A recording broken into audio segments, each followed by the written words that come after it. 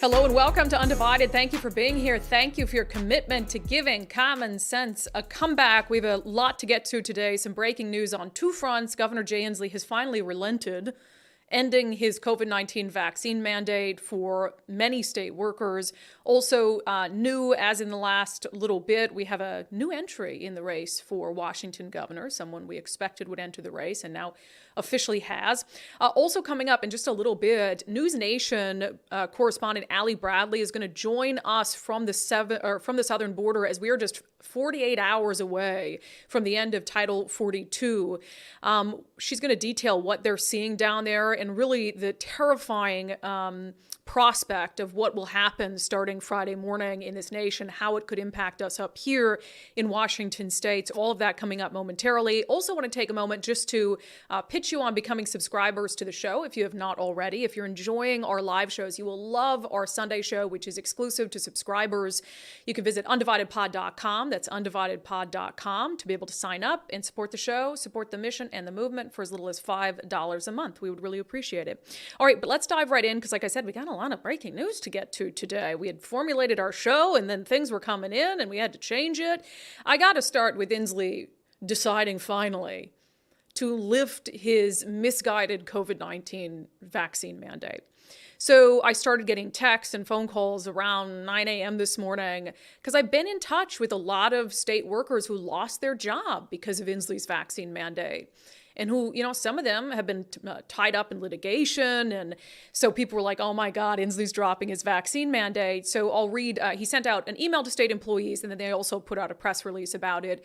The governor saying in the email that state employees got, saying effective tomorrow, May 11th, executive cabinet and small cabinet state agencies will no longer require COVID-19 vaccination as a condition of employment. So this is like effective almost immediately. He went on to say that they're still hoping that state employees get the vaccine and that they are going to move to a full-on incentivization.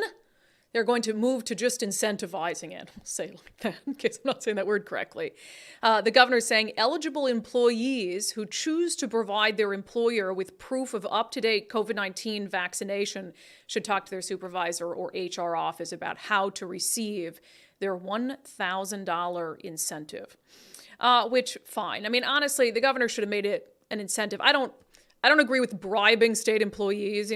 He bribed them to get the booster. I didn't agree with that approach either.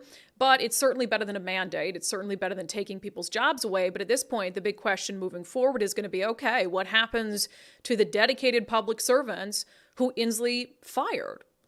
And I think that still remains to be seen. And there are a lot of questions about that. But it was silly to think that, even Biden announced before Jay Inslee that they were going to do away with the federal vaccine mandate. And we've known for a really long time, I don't have to preach this to you guys, you know as well as I do, that we've known for a really long time that the governor's vaccine mandate simply didn't make any sense.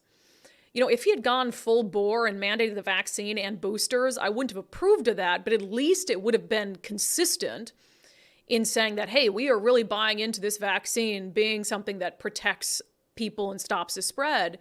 But when he didn't mandate the booster, then it became completely useless, utterly nonsensical. Because as I pointed out to the governor in an interview we did a few months back, I said, I could get a job as a state employee today, even though the only thing I got was the initial dose of the vaccine, and it's no longer in my body.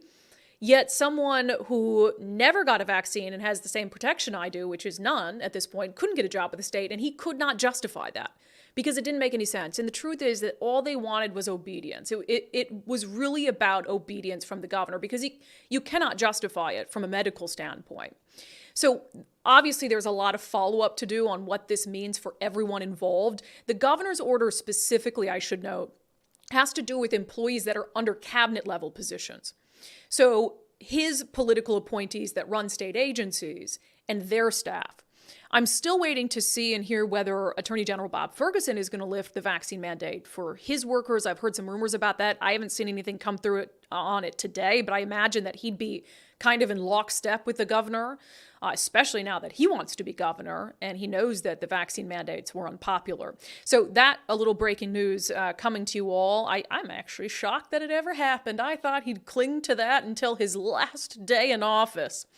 All right, speaking of the governor's office, of course, the 2024 campaign is starting to heat up, unfortunately. I just think it's silly that anything short of the presidency has an 18-month campaign cycle. But Bob Ferguson, the attorney general, came out, said he was running for governor.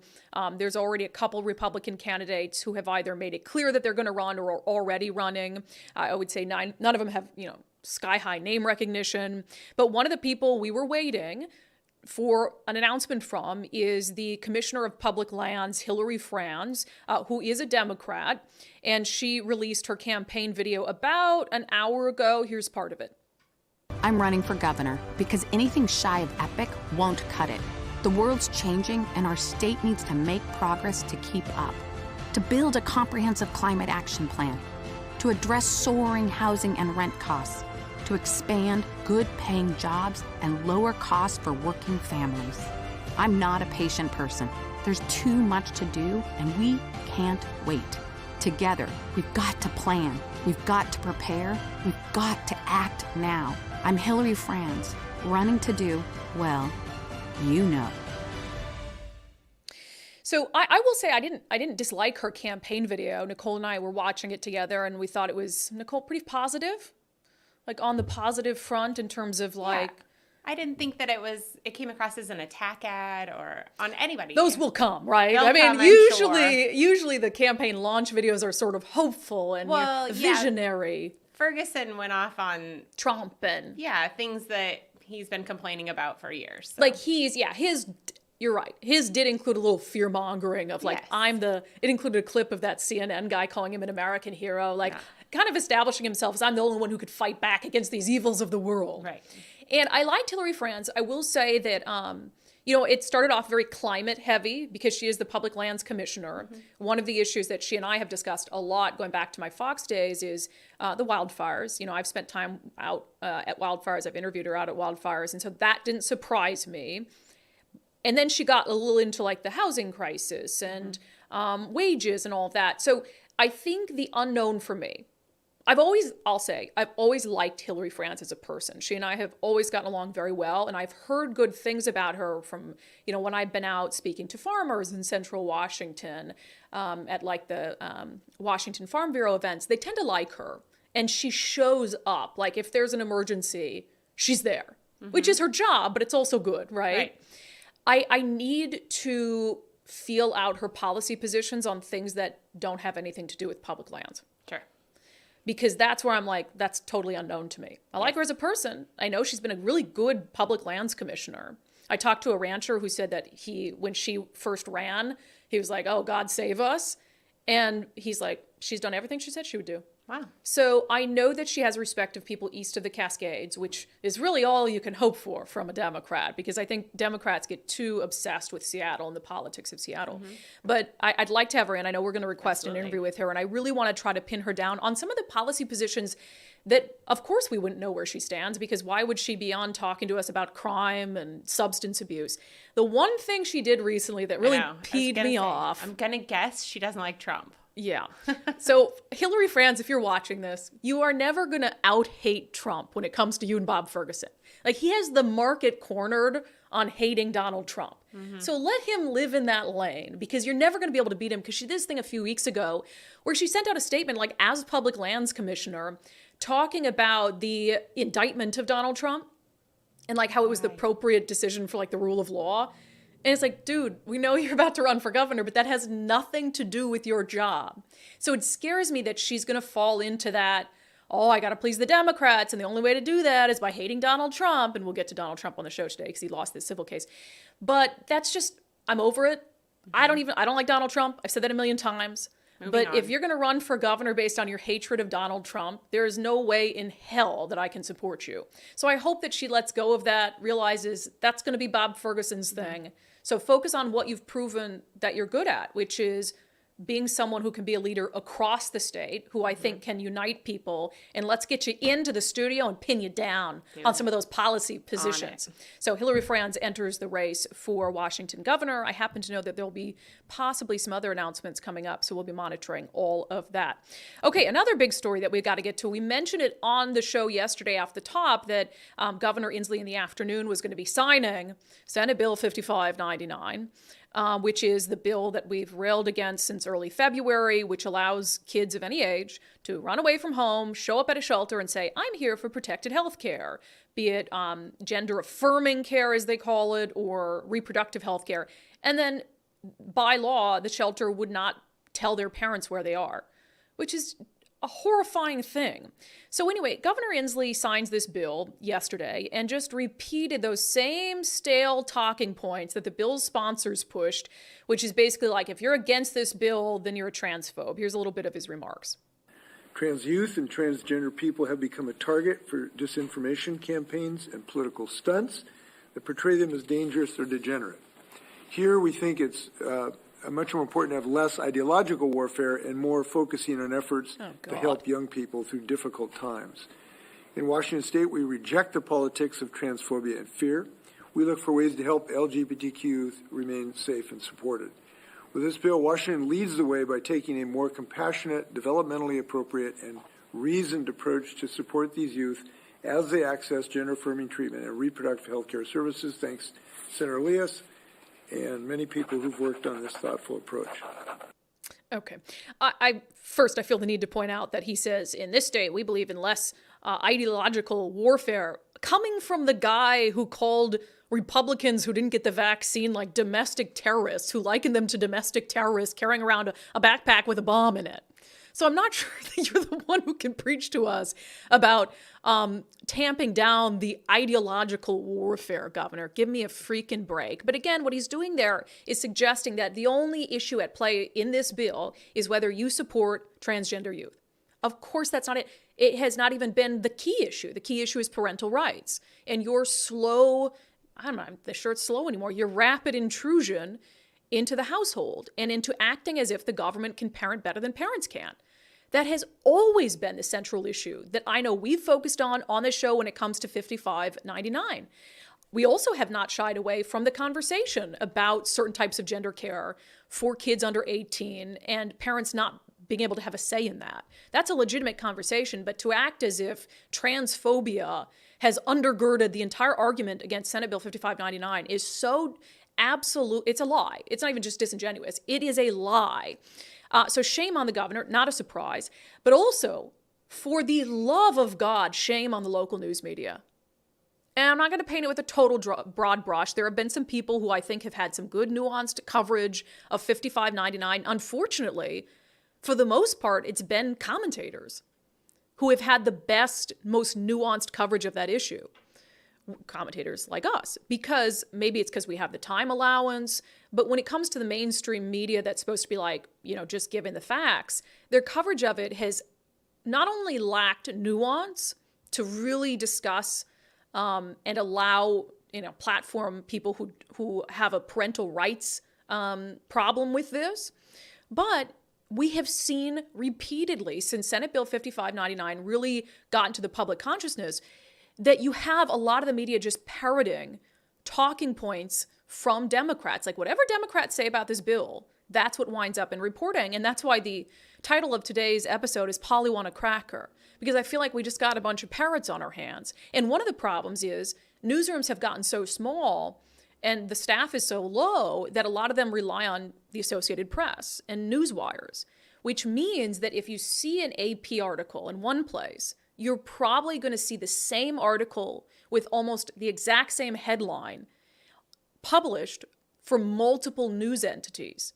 So in essence, that means that you have all of the stations or most of the stations covering the story in the exact same way because it is the exact same article from the Associated Press. And there was an example of this that is egregious. I will say one of the top 5 worst headlines I've ever seen in my career.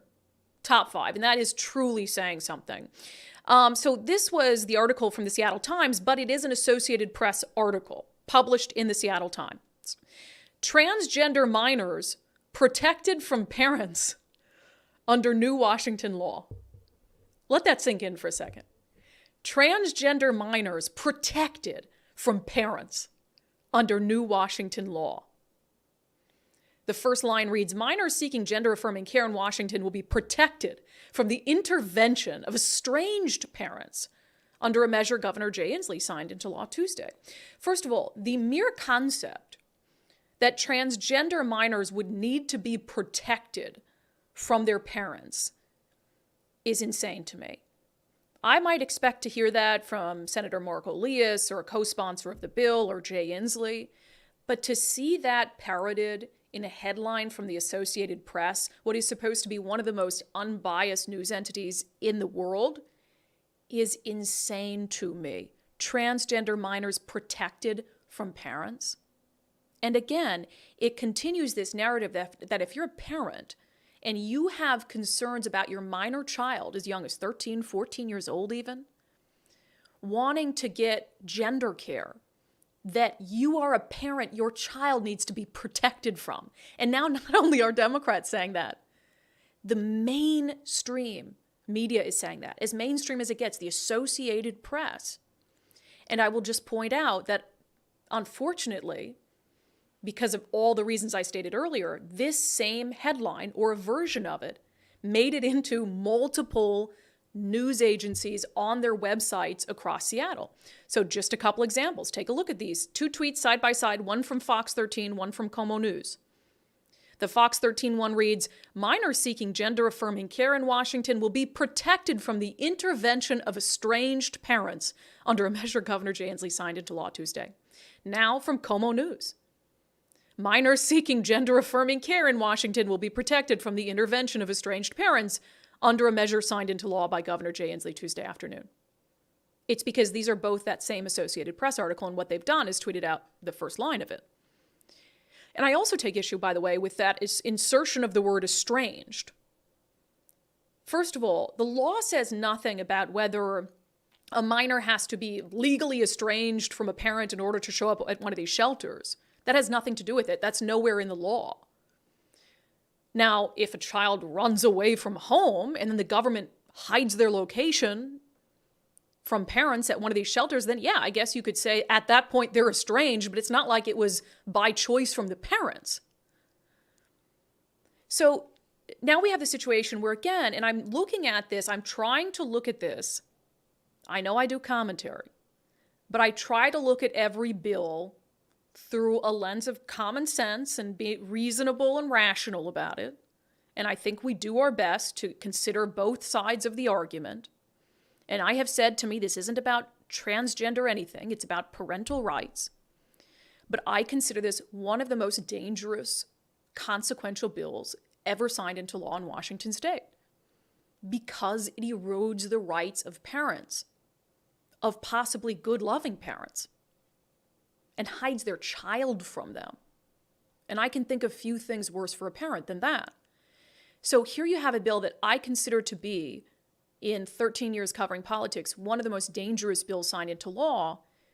And then you look at how the corporate media is framing it through the lens of transgender teens have to be protected from their parents. Can you imagine the mind manipulation that we're doing to these teens and to these young adults who are already, I imagine, very confused? Imagine being a teenager and thinking that you were born into the wrong body and the wrong gender. Like, that's probably already a pretty difficult mental situation for them to be dealing with. And then we have not only Democrats, but mainstream outlets that we should be able to trust that are furthering that narrative, that are furthering, the Democrats planted the seed and the media's in there watering it in the brains of these kids that, not only are they in this confused state, but their parents are the enemy. They have to be protected from their parents. What a horrible thing to do to these kids. What a horrible thing to do to these kids. I was upset enough about this based on the law itself, but the media coverage of it has been unforgivable, frankly. And that is one of those things where I am so glad that I don't work in that environment anymore. I will say, though, there were times even at Fox 13, which I thought we did an okay job, better than some of the other stations in town at covering things fairly, where I would reach out to our web team or something and say, hey, this headline is way off. Like, that headline is bad. And I'm proud that I was willing to do that, but I don't think there's a lot of pushback going on. This is all just incredibly disappointing to me. And we're going to talk coming up in a little bit in our segment Unbelievable about what Tucker Carlson is doing now and moving his show to Twitter. And I have to wonder if this is going to be sort of a pivotal moment for the future of corporate media and whether we are going to see a significant downfall in that institution, hopefully in a positive way. But it's stories like these and coverage like this that makes me think good riddance, to be frank. Okay, another big story I want to make sure to get to is the verdict in this Trump civil case. So a Manhattan jury, this is the article from the New York Times, jury finds Trump liable for sexual abuse and defamation. A jury of 6 men and 3 women awarded the writer E. Jean Carroll $5 million in damages. Donald Trump called the verdict a disgrace. So this dates back to, E. Jean Carroll is 79. So this is something that dates back to 3 decades ago, where she says that Donald Trump sexually abused her in a dressing room at a department store in Manhattan. And she is basically saying that President Donald Trump, as she brought those accusations forth, defamed her. He's always denied that this ever happened. So this jury, and again, it's a civil case, you have to understand that, and it's fair to point out that the standard of evidence and the what you have to prove is lower in a civil case than it is in a criminal case. However, you still have a jury of your peers who decided it was more likely than not that her accusations against Donald Trump were true. Now, the jury did not find that he raped her, and I think that's a significant, she has said that he raped her. And the jury did not find that, but they find that that's more likely than not that he sexually abused her. And so there was kind of that distinction there that I guess it's important to make. And that he defamed her by basically calling her a liar. So she got $5 million in damages. The former president says this continues to be not true, but now a jury has decided against him. And we kind of do a question of the day on the live show, and I asked folks on YouTube, and I'm curious to hear from all of you in the comments, if Trump being found liable for sex abuse and defamation makes it less likely that you'd vote for him. Because I know we have a lot of people who watch the show who continue to support Donald Trump and have, and I've been very clear that I've never voted for him. And so this doesn't make it less likely I'd vote for him because I just wouldn't anyway. But here's the thing, and I see people in the comments now saying, I think she's a liar. There have been a lot of women who have made similar accusations against Donald Trump. And I go back to actions before affiliation. And I think if you had a Democrat who this exact same scenario was playing out, everything that Trump had been accused of, this civil case, I think there's a lot of Trump supporters who, if it were a Democrat, would feel much differently about whether they should be the president again. And I've, for a long time, thought Trump was, because of his moral shortcomings, completely ill-suited for public office. So this doesn't change my opinion of Trump because it was already very, very low. But I'm interested in hearing what you guys have to say about this, being that it's a civil case. Nicole? Well, really quick, do you think that he got a fair trial, though? So you're going based off this trial should change somebody's opinion of him. That's my question is, does this trial change your opinion? Yeah, I'm not saying whether he did or didn't do this. I'm likely he probably met this woman, and whatever happened between them is known by them only, right? Mm-hmm. So, but I don't think this is going to change anybody's opinion, because you either think that they're going to continue going after Trump for stuff like this, and he's totally innocent, which I don't think anybody thinks he's not like a womanizer, right? Right. Or, whatever. Grab her by the pussy kind of did it for me. Right. Yeah. But I think that there's no way that this was a fair trial for him. I just don't think that could happen in New York. Oh, in New York. Yeah. Could it happen? I think that's a very, you're right. Who gets to decide whether it was a fair trial? Right. It's 30 years later. Why didn't you bring it up 20 years ago or 10 years ago or whatever? So you're bringing it up at a time that for sure in New York, the message is clear they don't like him. Yeah. And so how are you going to get a fair trial in that type of situation? Yeah, I thought 20 years ago before he was president, maybe. I thought it was interesting that one of the things they asked the jurors as part of jury selection, which in a high profile case is always very important. And I've sat through many a jury selection And it's a fascinating process. And I imagine it was so in this case. And one of the things they asked the jurors is like where they get their news from. Because they thought, well, that would kind of tell you how they feel. Like some of them said CNN, some of them said they, flip all around. One of them said, they try to avoid news as much as possible. And so you try to get kind of a good mix. But again, the standard is lower, and that's why I acknowledge that. The standard is lower in a civil case than it is in a criminal state. I think it's more likely than not, as opposed to beyond a reasonable doubt. But I think you make a good point that people are pretty firmly entrenched at this point when it comes to Donald Trump. Yeah. Like if the One way or the if the other. grab her by the pussy thing didn't do it, I doubt the civil case would do it, right? And yeah, the other is true. Like I don't think there's anything like if Trump could be acquitted 100 times and you'd still have a bunch of Democrats who say, he's a criminal. Right. And so I think Trump is he is a known commodity at this point, and people either cling to him or they don't.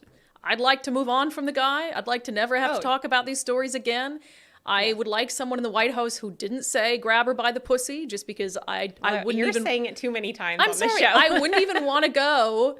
I wouldn't even want to have a drink with someone who said that. Why would I want that person to be the president? Sure. Would you want your daughter to go out with somebody who said that? No. Why would you want that person to be the president? Right. Anyway. But he was already president, and so I think this changes it? No, because that came out before president. So you are probably right. That this, I think it's too ingrained. But do I wish that he would just walk away? Absolutely. Yeah, that's how I feel. Okay, coming up, we're going to be joined by Ali Bradley at the southern border. She is a border correspondent for News Nation, and she has been in the thick of it. And Lord knows she's about to be really in the thick of it with the end of Title 42.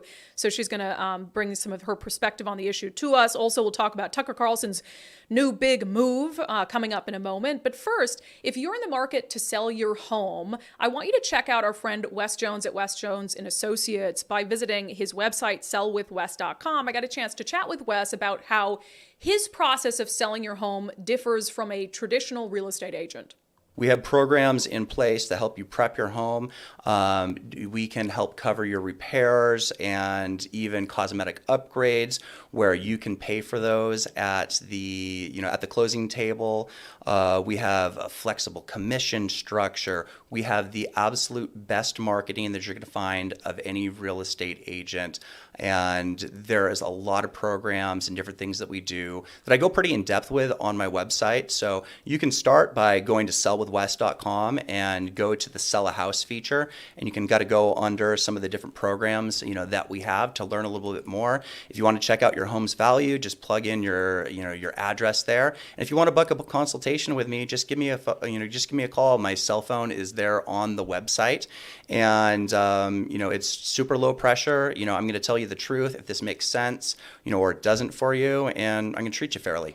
Wow, Wes Jones, brave man, putting his cell phone on the website. Sorry, guys, but I'm not going to post my cell phone anywhere. But obviously, Wes Jones feels like he wants to be there and be available to you, and I think that's a good thing. So check out sellwithwes.com. That's sellwithwes.com.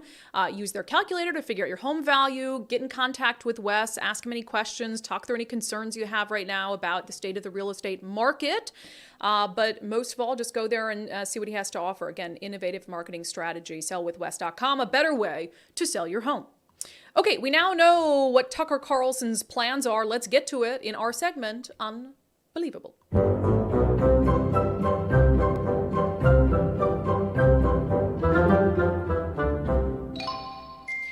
So I'm talking about this in Unbelievable today because I think there are a couple things unbelievable about this story. One of them is the absolute meltdown that network news is having over Tucker Carlson's decision. And the other thing is just that I think this is going to mark an unbelievable shift in the way that Americans get their news and the way, frankly, that network news is going to be forced to operate after this. So, of course, Tucker Carlson got fired from Fox. He's been kind of low-key in the days since. And he posted a video to his Twitter account announcing that he is going to move essentially the show that he was doing at Fox directly to Twitter. Here, I'm going to play the whole video, or most of the video. Here's what Tucker Carlson had to say. You often hear people say the news is full of lies.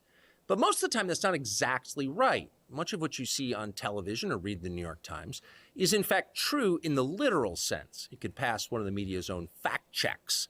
Lawyers would be willing to sign off on it. In fact, they may have. But that doesn't make it true. It's not true.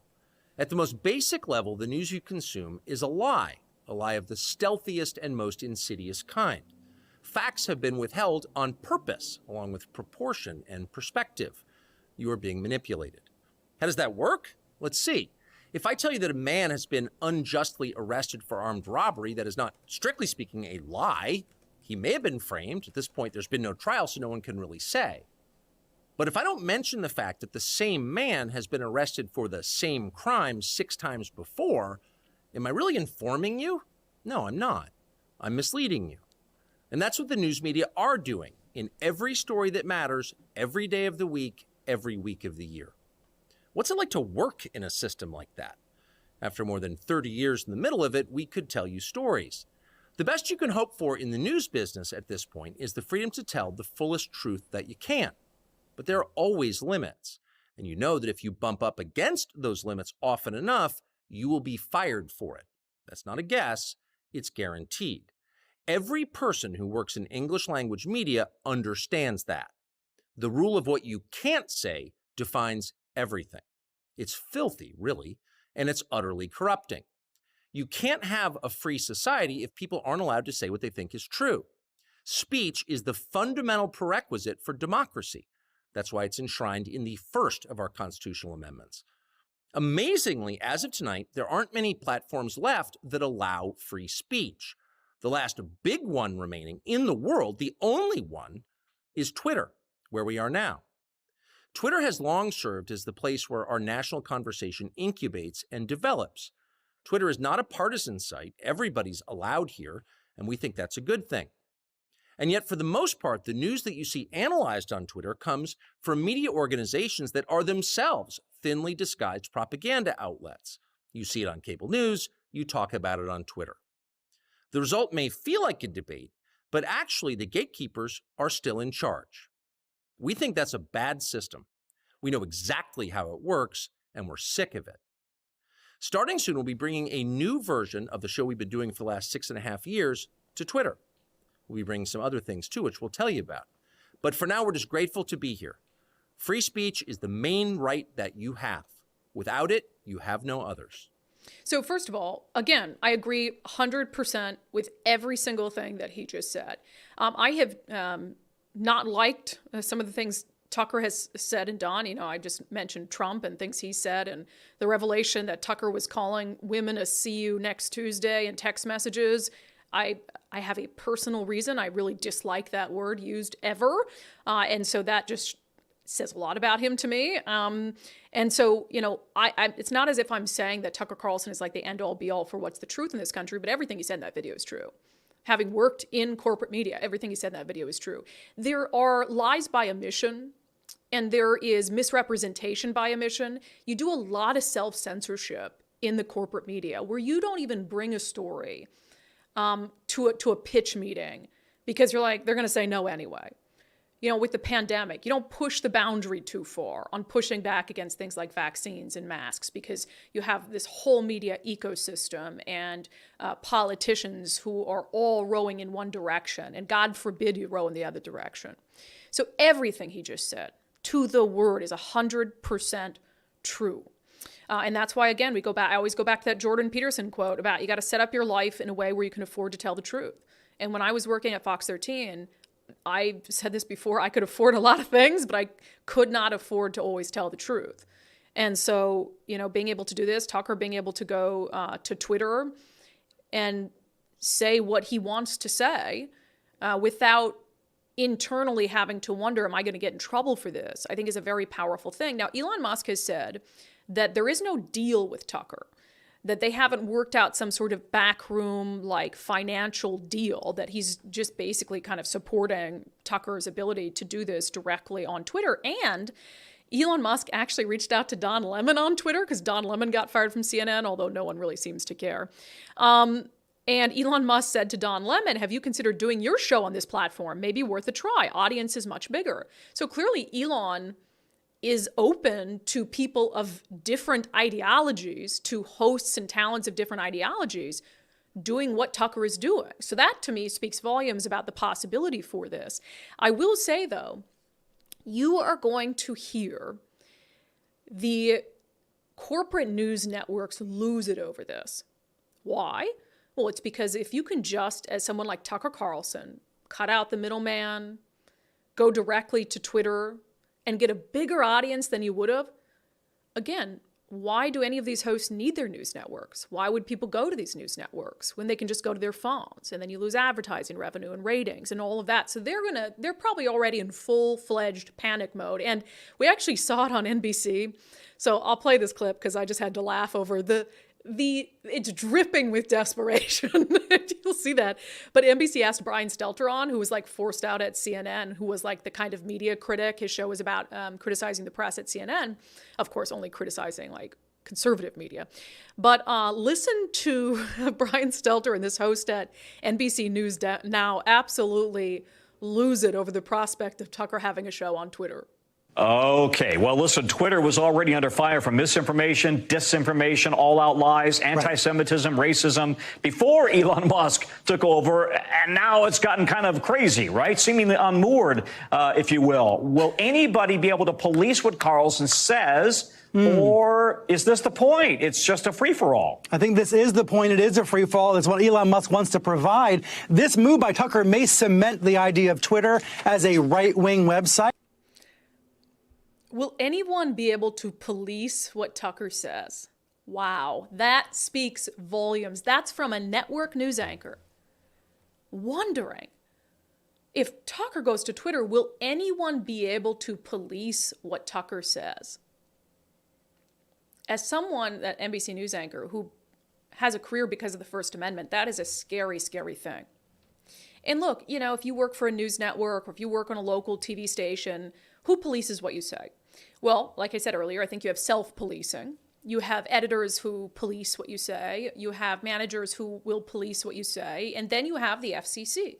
And I remember this very clearly. Our general manager at Fox 13, when I was there, she asked us one time in a meeting, what do you think my number one job is? What do you think my number one job is? And in my head, I'm like, make money? You know, I don't know what it is. And she said, to keep our FCC license. Because if you lose your FCC license, you have nothing. So when you're in a corporate structure and you're operating that way, I understand that some policing has to occur so you don't run afoul of the FCC and the rules the government has. But if the First Amendment is true to form, should we have to abide by rules that the government has? To me, that seems like a very backward structure. That if we have the First Amendment, and it's the first for a reason, why are we operating in a system where a free press has to abide by rules put down by the government? Now, Tucker could go on Twitter and he could really go off a wall and say things that aren't true, and he doesn't have to fear losing his job. I don't know if he plans to do that. I don't think he'll ever say anything untrue intentionally, but, you know, if he buys into conspiracy theories or something, I mean, you still have people to police it, and those are the people who view the show. Those are, you know, people in the comments. And if you don't like what Tucker's saying, you don't like what he has to say, you don't think what he's saying is true, then you are the ultimate arbitrator of that, because you can decide not to watch. And so I think that the more unhinged people like Brian Stelter get about Tucker Carlson moving his show to Twitter, I think that tells you that they're very concerned about what they've built in this mainstream media environment, what they built being challenged. And for the first time, I think that they're going to see it challenged in a really meaningful way with Tucker Carlson. I mean, you can't take the top-rated, I think one of the top-rated hosts or the top-rated host. I know The Five was higher rated on Fox, but one of the most influential news personalities in the world. And him putting his own show directly on Twitter, I mean, that is going to have a significant impact on the way the industry is moving forward. So we will see what happens. Interesting stuff, though. Okay, coming up next, we're going to be joined by Allie Bradley, a News Nation border correspondent from Brownsville, Texas. But first, do what I did. If you're, first of all, let me just say this. I know that you work hard for what you have. We all are working really hard, especially in this economy, for what we have. And if you are trying to build wealth, grow wealth, trying to just build a family, just trying to get by, nearing retirement even, it's important that you protect what you have. And Mike and I just recently took the First Mark Challenge with First Mark Insurance because I'd heard Dory Monson on the radio for years and years and years talking about the First Mark Challenge, and anything that Dory does, it's got to be good for me. And so when they approached us about doing a sponsorship on the show, Mike and I took the First Mark Challenge, and it was so great because they did this full review, especially right before we get married. They did this full review of all the insurance that we had, and then what they thought we needed, what we thought we needed to add. And Mike and I found out we were woefully underinsured, which was sort of a terrifying thing given how hard we work for what we have. So Dave Taylor is the CEO of First Mark, and he says there really is no downside to taking the First Mark Challenge. It doesn't cost you anything, and at the end of the day, if you walk away with the same insurance you came in with, that's kind of a win too. Here's Dave. We believe and we say that we will help 100% of the people that we work with. Okay. Now that doesn't mean necessarily that 100% of the people we work with are going to become First Mark clients, but we believe that we will actually help 100% of the people, whether that be stay with your current carrier, but let's modify your coverage a bit so you're better protected, or ultimately, hopefully come over to First Mark. We're going to put you with a different company and give you better coverage, right? So the challenge is really challenging individuals to give us an opportunity to prove that to them. That's really what the First Mark Challenge is. Yeah, and for Mike and I, I've heard from people who've saved hundreds of dollars a year going with First Mark. Mike and I didn't save any money, but we got exponentially more and better coverage for about the same price, which is really what we needed. We kind of knew going in that we were going to be undercovered. So take the First Mark Challenge. It doesn't cost you anything except a little bit of time, and it's really, really important to do. Firstmarkinsurance.com, firstmarkinsurance.com. Make sure to tell them that you heard about them on the Undivided podcast.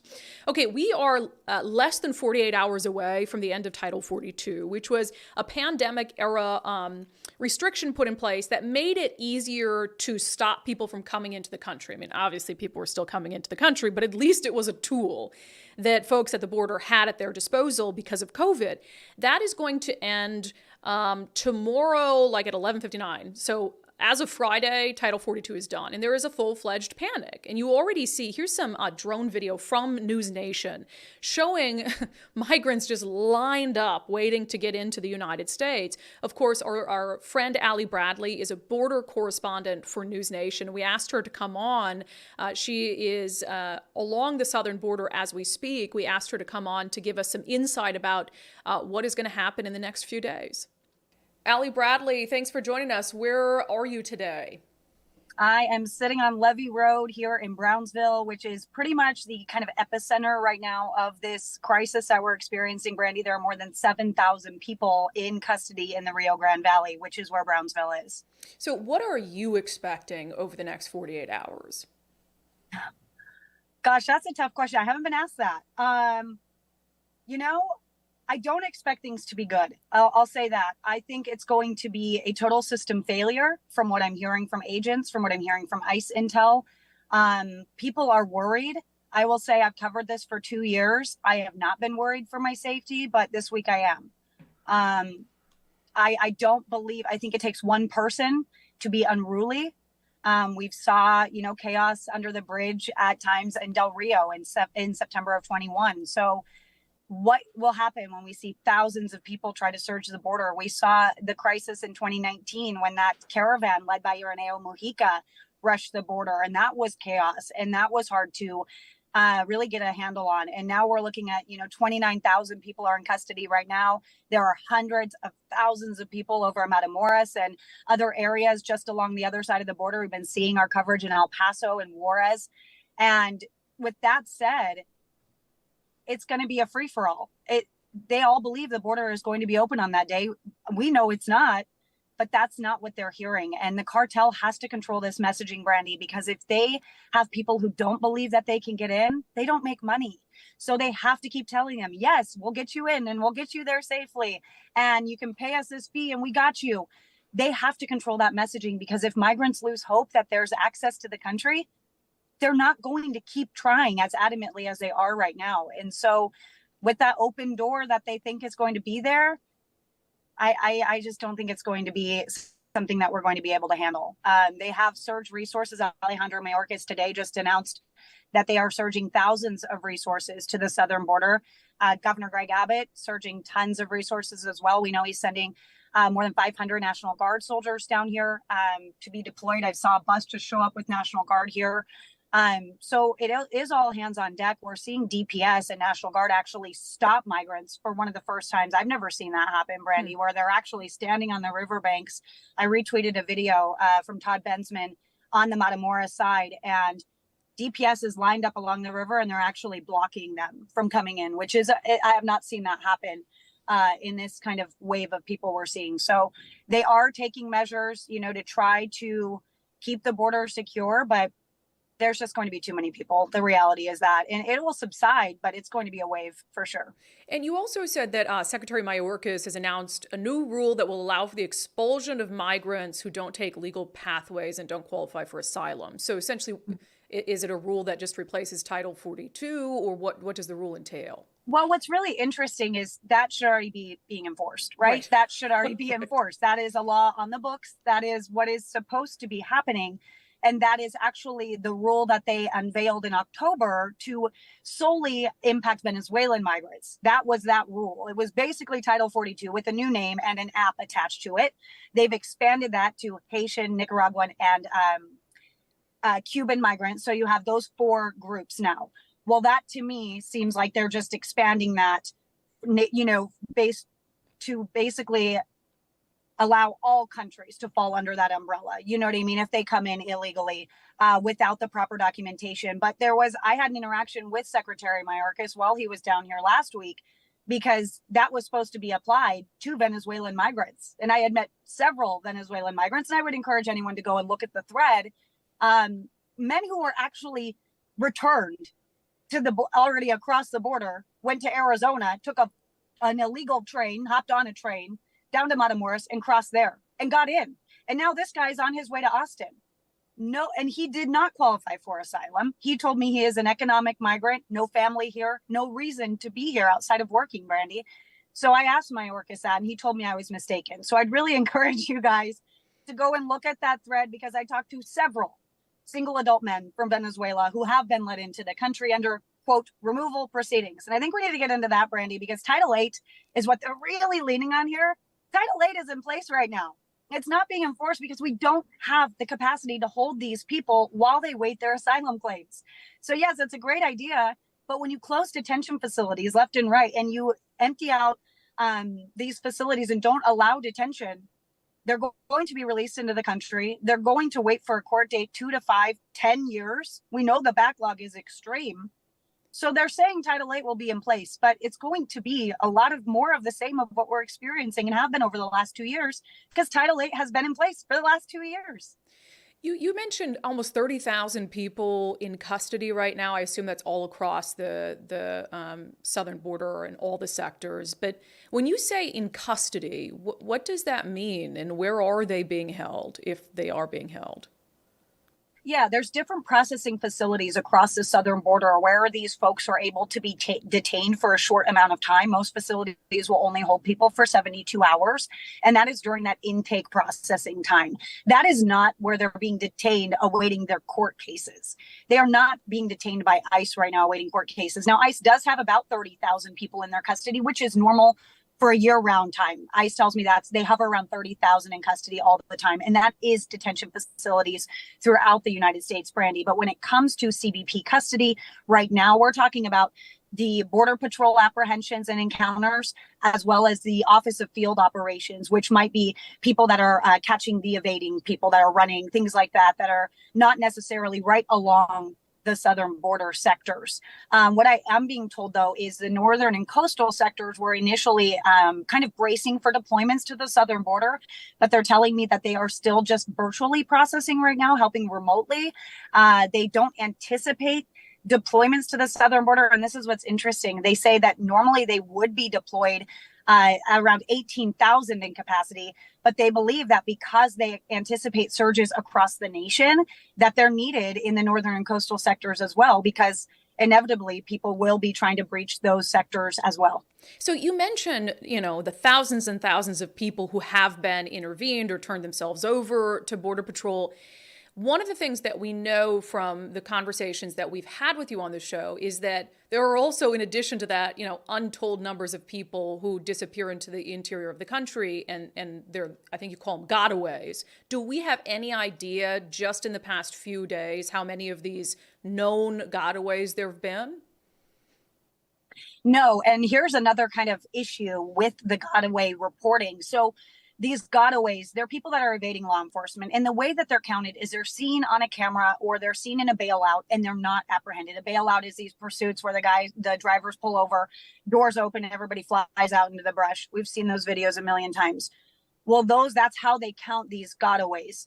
And right now, Brandi, we don't have a lot of people in the field to track said gotaways. So we don't have really accurate numbers. And we've also removed a lot of the aerostat balloons. We only have 4 left out of 12 that were originally in the air that actually were documenting people evading. So the numbers I fear, aren't going to be very accurate on the gotaways for the weeks that we are experiencing right now. I'll do my best to get that data, but I think it is going to be very skewed because we don't have the same amount of people tracking those numbers that we normally would. Yeah, you only know what you know. And on top of that, there are people who aren't caught on camera who get into the country. And so it's just this really hard thing, I think, to pinpoint an exact number or even a rough estimate. Allie, when we talk about National Guard troops showing up at the border, Mayorkas is saying, we're putting this new rule, which you're saying is just really an existing rule, into place to get people out of the country who try to come here. I think a lot of people watching will be like, why aren't we already doing all those things? Because you've been down there for 2 years, and it's because there's already been a crisis at the southern border. So yes, we're anticipating the next 2 days to be really, really bad. But I guess why weren't they throwing the kitchen sink at it for the last at least year and a half? Mayorkas still won't call this a crisis, Brandi, but I think that across the board, everybody agrees it is a humanitarian crisis. And it's shocking to me that they're not at least acknowledging it as that. And the fact of the matter is this: people that are coming to our southern border have a right to claim asylum. The problem is the messaging that most of these folks we know don't qualify for asylum. 99.9% of people I'm talking to right now are economic asylum seekers, and they know that they don't qualify, but they're still here to try. So when you look at like the humanitarian side of this, right, and you say everybody deserves a chance, they do, but we don't have the resources in place to actually properly vet these people. And that's why we're here, right? That's why we have a 2-year, 5-year, 10-year court backlog, that these people are placed into removal proceedings and they're here for that much time and they establish lives here. They have children. They live a normal life here while they're waiting for that court proceeding. And then how do you remove them after that? So it's a big mess, Brandi. And we, are here at this juncture because of how many people have been let in. And it is because of the humanitarian aspect that we've let them in, right? It is allow them to seek asylum. If they have credible fear, allow them to claim that. The problem is we don't have adequate resources to sit down with these people and say, is their fear credible? So they end up in these proceedings that take years. And then it ends up being a humanitarian crisis in a different area, which we're seeing the homeless crisis explode, right? Most of these folks are kicked out into the middle of the country without, excuse my language, my mom always says it's without a pot to piss in, right? You don't have any option. And they honestly believe that most people in our country speak Spanish. They're greeted here in Spanish. Their intake proceedings are in Spanish.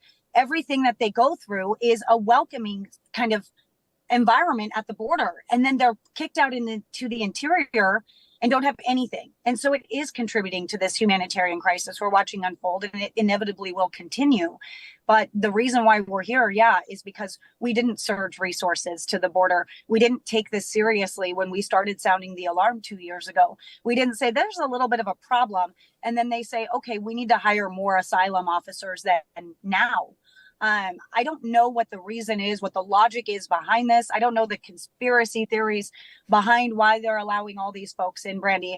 But the fact of the matter is it is happening, and it will affect all of us, in some way, shape, or form, because you can't have 6.2 million people encountered in 2 years, and have, even if we say half of those people were admitted in or are in our country right now, that changes the landscape of a population. It doesn't matter. When you look at Brownsville, Texas, it's a tiny community. They're basically experiencing a new population every week. Yuma, same thing. They're experiencing a new population by the month. It's going to inevitably affect all of us, and we will see culture shifts and we will see things change. Now, how is America going to respond to that and receive that? That will be something interesting to see, Brandi, because this is a very real situation, and this is something that is going to change the fabric of the nation. And we are a country of immigrants, right? But we also are, as Mayorkas said today in the same breath, said we are also a nation of law and order. And, it doesn't really seem as though that is the case right now along the southern border. Well, I think that's a good place to end. Allie, how can people watch your work and how can they follow along? Because I know you're very active in putting out videos on social. Yeah, Twitter is the best place to find me. Allie Bradley TV on Twitter is going to be the best place. I kick things out really quickly there. Obviously, I'm on Facebook and Instagram as well, but most of my coverage is going to be on newsnationnow.com, so you can head there. Also follow along on their Twitter as well. We have boots on the ground in El Paso. We also are sending someone deploying them to Yuma. So we will have the full southern border covered at News Nation. So I hope you guys follow along. Yeah, and please be safe because you've been in some prickly situations down there, and you've never told me personally that you felt in danger. So when I hear you say that you are worried for your safety over the next 48 hours, makes my heart sink into my stomach a little bit. So please be safe out there. Thanks, Brandi. That's what I'm hearing. I guess I don't know if it's ignorance or bravery, but it's starting to feel a little bit different down here. Yeah. All right. That's Allie Bradley. Thanks so much. Yeah, we appreciate Allie coming on. Always great insight. She's just been so good at helping us understand the issues at play on the southern border and what Border Patrol is dealing with. And, I share that sentiment about Alejandro Mayorkas and, all hands on deck. It's like, well, where have those hands been? Because we've had a crisis for a long time. And the only way that a crisis gets to the point where it's going to be at in the next 48 hours is that it's been allowed to spiral out of control for so long. It has gotten to the point where there aren't enough resources to bring to bear. It is going to take a prolonged period of political courage to fix what's happening at the southern border. And I share Allie's concerns about the next 48 hours. And so I certainly hope that she is safe in doing her reporting. All right, we'll take your questions from the live stream coming up next. But first, I've been telling you guys about Eastside Weight Loss Clinic because I just look so damn good now after Nicole's like, don't laugh at me, Nicole. When I say I look good, the response is not to laugh. Why are you laughing at me? No, I love it. Do you not think I look good? You really do. Okay, good. Mm-hmm. Thank you. You really do. Because I'm down more than 30 pounds since November, and I lost most of it in just 2 months. So if you want to lose a little weight, just feel better about yourself before summer. And if you started the program now, you'd be looking tip-top shape by the summer. So Nicole hates my advertising. You'd be just as modest as Brandi by summer. Yeah, you can be humble like me. Yes. By summer. That should be their slogan. So visit eastsideweightlossclinic.com. That's eastsideweightlossclinic.com. And it's easy. Just you can sign up for a free 15-minute consultation that you can do virtually or over the phone if you'd like with Dr. Ryan Coogan, and he'll explain the program. You can decide if it's right for you, and then you can just be off and running to Humblesville. No? Yes. Anyway, yes. Where you're going. I like the program because there's no prepackaged meals. I don't understand the diets with prepackaged meals. It's like, okay, if I lose weight on these, do I have to keep eating them the rest of my life to maintain that weight loss? So I think Eastside Weight Loss Clinic is a good plan for you if you've maybe put on some weight recently that you're not used to carrying around. You can just shave it off quick. Not physically shave it off, I should clarify. There's no surgery involved. But anyway, eastsideweightlossclinic.com. Okay, let's take your questions from the live stream today. Ooh, we had a bundle of them. It was a lively little chat on Facebook and Patreon. Trump gets people going. I know. I appreciate you guys still loving me, even though I don't like him. I try not to be sanctimonious about it, because it's like, how many times can I say I don't like the guy? Super comment from Pegasus Chronicle. Please discuss your upcoming interview with Franz. We don't have one scheduled yet. I know, we're working on it. We're working on it. I would assume that she'd come in. She needs the moderates, and I feel like that's where you get them, is on the Undivided podcast. Yeah. Nicole, have you asked for that interview yet while you were doing everything else? About it. Yeah, no, I'll send that after the show. Okay, great. Yeah, so we'll update you, Pegasus Chronicle. But yes, we want to have her on. And like I said, I really want to pin her down on policy positions that as the Commissioner of Public Lands, she hasn't really had a need to or shouldn't have taken a position on. Right. Let's see, on Inslee and Senate Bill 5599 and making it about all of us just being transphobes. Add that to the list of words used to describe me this month.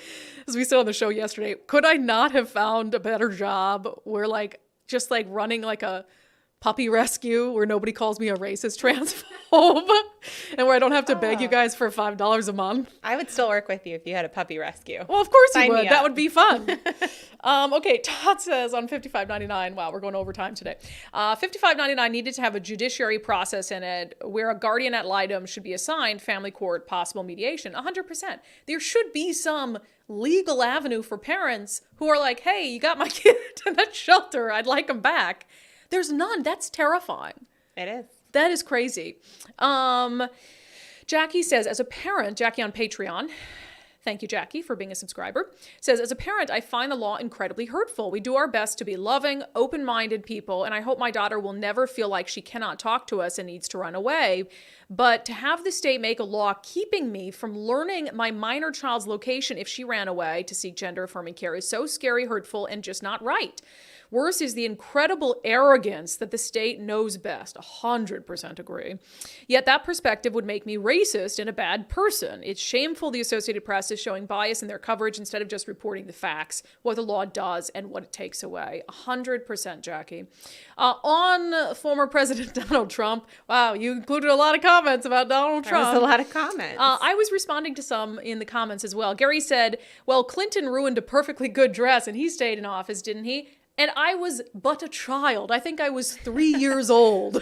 You know the story. When that happened. But what I'm saying is people are always like, well, why didn't you say that about JFK or Clinton? It's like, well, I wasn't alive for JFK and I was 3. So I guess we'll never know if I would have covered those Democrats fairly. Well, I like to think I would have if I were a journalist at the time. I would like to think so too, but I think that the times are different as far as social media and how, I mean, it takes a different person to run for president these days than it used to because of the scrutiny you can take from social media and just all these different platforms that are coming at them. And the attacks on character. I mean, people kind of look the other way back in the day. If he was a cute JFK... What's Bill Clinton's excuse? Whatever. He was very... Oh, people loved Bill. People but they thought didn't he think was cute. Oh, I think they did. All right. But anyway, but they thought he was young and handsome, right? And so they just look the other way on all the other things. Well, maybe your Doesn't issue is happen with anymore. like Democrats not like talking about that as much. I mean, that's like 20-something years ago. I think the times have changed. So I think it would be talked about these days because things would have gotten out sooner. But also, is that where we have to set our standards? Is because this person did it, we can go lower than that or up to that point? Because it's like, yeah, Bill Clinton got to keep his job, but he shouldn't have been able to. But since he was, every other president can do at least something as bad as Clinton and they should be able to keep their job too. I feel like that's how you race to the bottom. Yeah, I don't think I don't take that from these comments. I take these comments as the Republicans are being attacked for standing behind this guy that did good things for the country. Yeah. Regardless of what he did in his personal life. And they're saying, well, Democrats did the same back in the day. Not all Democrats. So. You know, it was interesting this one time I was interviewing the former state Democratic Party chair, Tina Polodowski. And I was with her in the Republican chair, and he, you know, had thrown out something about Bill Clinton, kind of a similar conversation. And she's like, well, actually, I resigned from Bill Clinton's campaign or something when those accusations came out. So it was like, oh, she was being morally consistent. Yes. So there are some people who were. Of course. Okay. Mira says, I don't care for Trump's personality, but personality versus policy. I don't have to live with his personality. I do have to live with his policies. I will 100% vote for Trump over Biden because of this. And look, I understand the personality versus policy thing. I had somebody else in the comments who said, Brandi, why do you support Biden? I don't support Biden. I hate that our choices have to be Trump or Biden. Like, I hate that that's what our system is giving us right now. Jeremy says, why can't we get a president other than Touchy-Feely Joe or the Mouth? I've never heard Trump called the Mouth. That's why I put it in here. Is that a nickname? We need someone who will bring everyone together for the people, not divide us further. Yeah, that's my sentiments. Janelle writes, why does everyone hate on Trump but not Kennedy or Clinton or probably many other presidents that mostly likely had affairs? And people did hate on them. In fairness, Republicans were pretty hard on Clinton. Yes. Yeah, so like this is again to this extent, no. Well, that's because social media, but actions before affiliation. Like if you were hard on Clinton, you should be just as hard on Trump. I feel like we give away a little bit of our morals when it's someone who agrees with us politically. I feel like, well, I'll let it slide from them because I agree with them. Where it's like, that's no way to teach our kids. I also think, both of, and this isn't an argument on the other side that I'm making, but both of those people, Clinton and JFK, neither of their accusations came out until they were already president for the most part. I mean, JFK, it never really did come out, but for sure Clinton, all of the bad stuff came out later, where Trump, we knew going in what we were getting. That is true. Okay, I'm going to move on to Tucker comments right now since we are getting down there on time. Paul says, Carlson accurately described the manipulation and omission and distortions that are present in many, if not all, news commentary programs. And not just news commentary. Like, I think he's talking a lot about just straight news. He's very well versed and experienced. I'm always impressed when someone accuses others of things in which they are immersed. Yeah, and I think that's part of it. And also it's part of why the media, the rest of the corporate media, is so nasty to Tucker Carlson, is they see him as like a turncoat. And like when I left Fox 13, like the number of local reporters who I was like persona non grata with for like my criticisms of the media, it's true. They don't like that. Is turncoat the appropriate phrase for that? Yeah, you're like a turncoat. Anyway, I hope it's not a racist phrase that I didn't know it was racist. Let's see. Aaron on Patreon. Aaron, thank you for being a subscriber. Appreciate you. We've been seeing this corporate media downfall for a few years now. As we move forward, I'm convinced that podcasts and independent publications are the most viable vehicles for journalism and public information. It's easier to have nuanced conversations. Conflicts of interest in advertising and content are minimized. Experts can be heard unfiltered and in their own voices. It's a win-win. Yeah, and I think the danger is you're going to get Americans more firmly planted in their silos. I mean, people who listen to this show or watch this show, they are probably going to be somewhere on the spectrum of moderate to independent, or at least I think open-minded. So I don't think this is the worst echo chamber. I mean, we're an echo chamber, but I think we're an echo chamber in the sense that you guys are independent-minded and open to hearing different opinions. Right. So we're the best. We're the only acceptable echo chamber. This is where the majority should be, right? Right. So, but when you have independent outlets, a lot of the times they pop up and they serve a specific purpose and they have a specific voice, which is fine. But I think as that rises and as the corporate media falls out of favor, I do think it might serve to put people even more into their own echo chambers. So the question is, what emerges from this? Right. You know, I think this is going to be a complete meltdown of the system.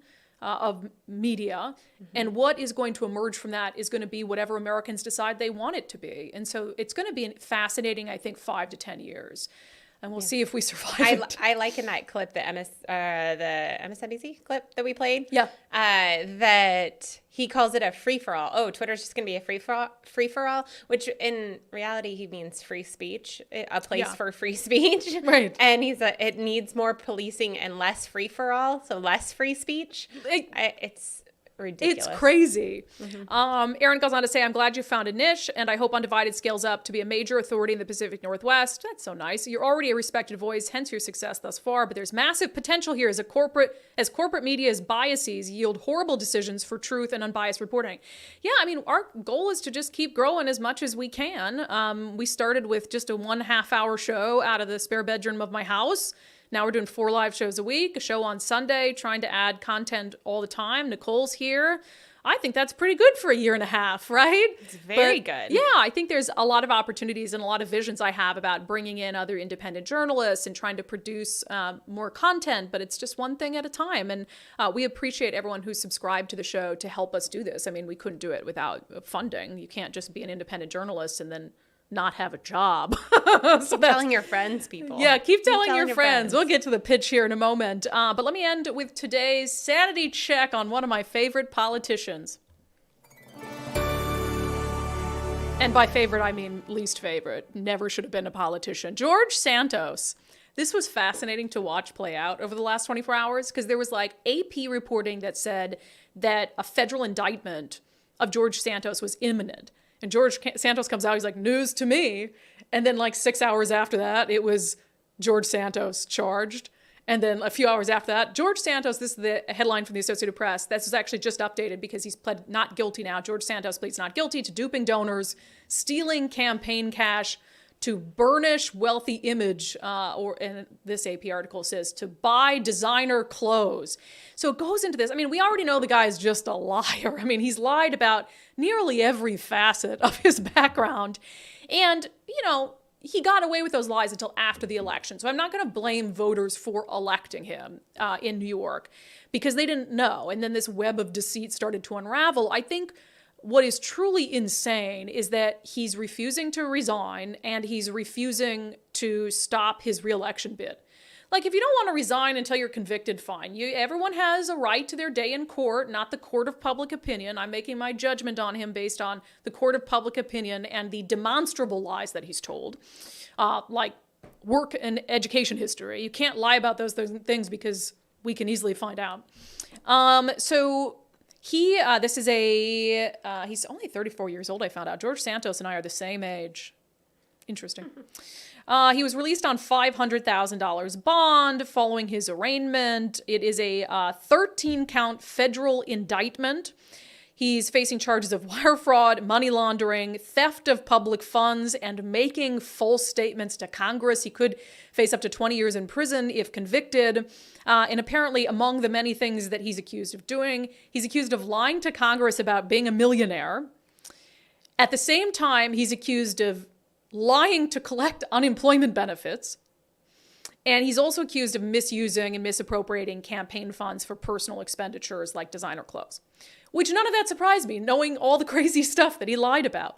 But I think this is truly going to be America's sanity check, where we decide, here you've got a guy who is, and I hate the word grift, because people call me a grifter all the time, because I'm giving my opinion, and I get paid to give my opinion. I don't know. But he is clearly running a grift. That's what his 2024 campaign is. He's out there, he's saying, people are out to get me, the left is out to get me, when the preponderance of evidence shows he's just a bad guy who lies for a living. And he is just going to keep this 2024 campaign going to try to get funds to continue this sort of lie that he's living. And the real sanity check is, are people going to let him do it? Are people going to give him money? And I think George Santos is hopefully this tipping point where we can stop the insanity as Americans and expect more of the people who serve us. We talked about this with Trump, for instance. I feel like we've gotten to a point where we let politicians or would-be politicians get away with an awful lot, get away with far too much. And I think we just have to get back to a point where, regardless of the political party, we have a high bar for anyone seeking elected office. And like I said, I hope George Santos is sort of the tipping point where it's like, wow, we let people get away with so much that this guy thinks he can actually run for another term and win. Absolutely insane. Okay, that's been it for today's episode of Undivided. This was a fun one, guys. We had so much news, so much going on, so many comments from you. I appreciate it. As we were saying earlier, I would love for you to become a subscriber to the show. It's the only way we can continue to do this. It's the only way. I hate begging for money, but it's like, if you like the show, if you have $5 a month, we would love for you to become a subscriber. You can go to undividedpod.com. That's undividedpod.com, and you can find out how to watch the show, how to listen to the show, but most importantly, you can find out how to subscribe to support the show, to help us with giving common sense a comeback. All right, I'll see you guys back here at noon tomorrow.